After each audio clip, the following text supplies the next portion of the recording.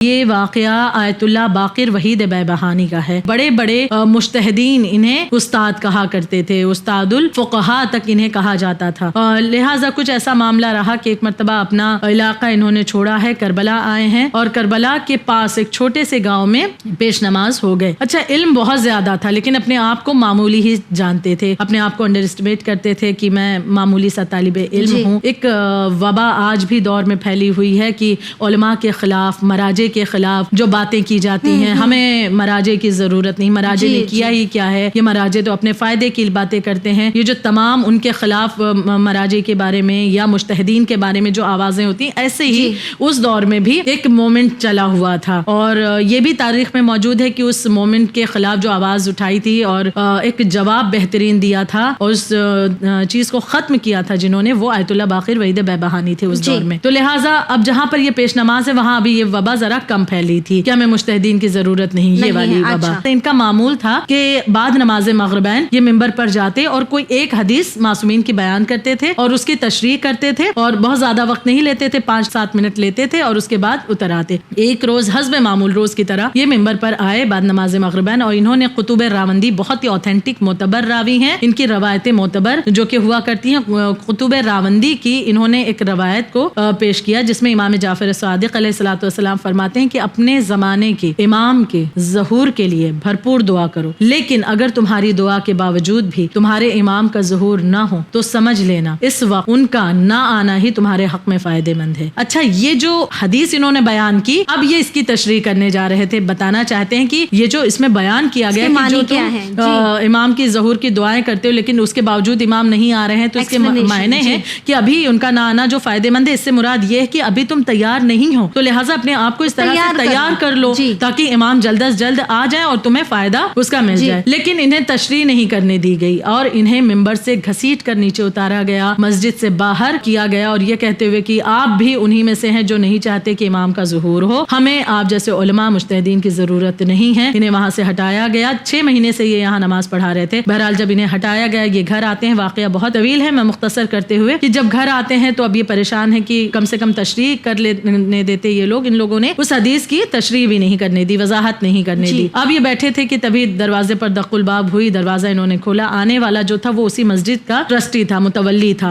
اور آنے کے بعد اس نے 2 چیزیں ان کی جانب پھینکی. پہلے مصلی ان کے منہ پر پھینکا اور یہ کہتے ہوئے کہ 6 مہینے سے آپ ہمارے درمیان ہیں اور نماز پڑھا رہے ہیں، لہٰذا آپ جیسا نجس انسان ہمارے درمیان تھا، یہ مصلی بھی نجس ہے، آپ کی نجاست آپ کے حوالے، ہمیں تو اپنی 6 مہینوں کی نمازوں کی بھی اب قضا کرنی پڑے گی. اور دوسری چیز جو اس نے پھینکی، اس نے آیت اللہ کے منہ پر تھوک دیا اور اس کے بعد وہاں سے چلا گیا. کچھ دیر بیتی تھی کہ وہ شخص پھر آیا. انہوں نے دروازہ کھولا، دیکھا کہ اب جو وہ آیا ہے تقریباً 2 گھنٹے بعد، رات کے 12 کچھ بج چکے تھے. وہ شخص متولی اس مرتبہ آ کے اس نے آیت اللہ باقر وحید بیبہانی کے پیروں کو پکڑا، معافی مانگتا جاتا ہے، روتا جاتا ہے. آیت اللہ نے پوچھا کہ معاملہ کیا ہے. بہرحال اسے گلے سے لگایا، معاف کیا. یہ کہتا ہے کہ آپ کی توہین کر کے جب میں گھر گیا اور میں گھر میں بیٹھا ہوا تھا، میری آنکھ لگ گئی، میں نے خواب دیکھا کہ خواب کے عالم میں ایک ماحول برپا ہے. کوئی منادی ندا دے رہا تھا کہ جاء الحق وزهق الباطل ان الباطل کان زهوقا. حق آ گیا اور باطل مٹ گیا اور باطل مٹنے کے لیے ہی تھا. اور کربلا والوں، روضہ امام حسین پر پہنچو کہ امام وقت کا ظہور ہو چکا ہے. یہ شخص کہتا ہے کہ میں نے خواب میں دیکھا کہ ندا دی گئی اور جب میں دوڑتا ہوا پہنچا تو مولا امام وقت کو میں نے مولا حسین کے روضے مبارک پر دیکھا کہ ایک مجمع لگا ہوا ہے کہ لوگ آپ کی بیعت کے لیے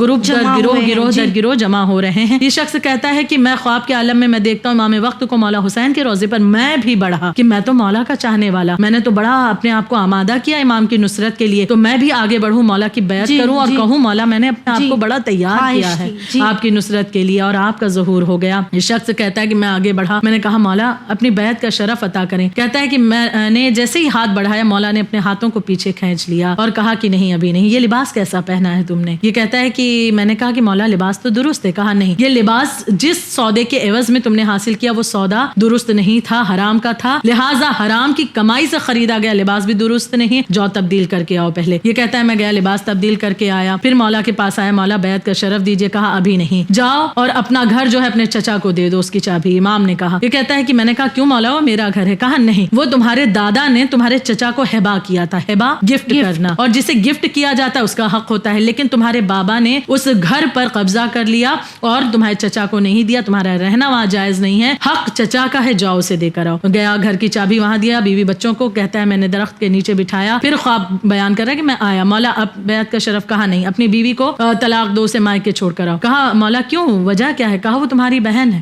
کہتا ہے کہ میں نے کہا مولا وہ میری زوجہ ہے. کہا نہیں, تم نہیں جانتے, میں بتاتا ہوں, کیونکہ میں امام وقت ہوں, خدا نے علم غیب دیا. وہ جو تمہاری بیوی ہے, بچپنے میں ایک کربلا کی خاتون نے تمہیں دودھ پلایا تھا اور اسی نے تمہاری زوجہ کو بھی دودھ پلایا تھا. اس رشتے سے تم دونوں بھائی بہن ہو, پتا نہیں تھا, عقد ہو گیا, لیکن میں بتا رہا ہوں, جاؤ اسے چھوڑ کر آؤ. یہ بیوی کو بھی چھوڑ چکا. اب آیا مولا اب بیعت کا شرف. کہتا ہے اس مرتبہ مولا نے جو سوال کیا ہے وہیں پر میرا ایمان چلا گیا. مولا نے کہا جا ایک اور آخری امتحان, اس کے بعد میری نصرت کے لیے آمادہ ہے, ایک اور امتحان دے, جا اور اپنے بیٹے کی گردن مار دے. تو کہتا ہے مولا ایک لوتا بیٹا ہے میرا, اس کی گردن. کہاں اس نے ایک ایسا گناہ کیا ہے کہ شرعی اعتبار سے اس کی سزا ہے کہ اسے قتل کر دیا جائے, جا اور اس کی گردن مار دے. یہ کہتا ہے کہ مولا جب مولا نے مجھے بیٹے کو قتل کرنے کی سزا حکم دیا ہے تو میں ایک مرتبہ جو میرا ٹیمپر تھا وہ لوز ہو گیا. میں نے مولا سے یہ جملے کہے جو آنکھ کھلنے کے بعد تب سے اب تک رو رہا ہوں کہ میں اپنے وقت کے امام سے جن کی نصرت کا دعویٰ کرتا تھا, میں نے یہ جملے.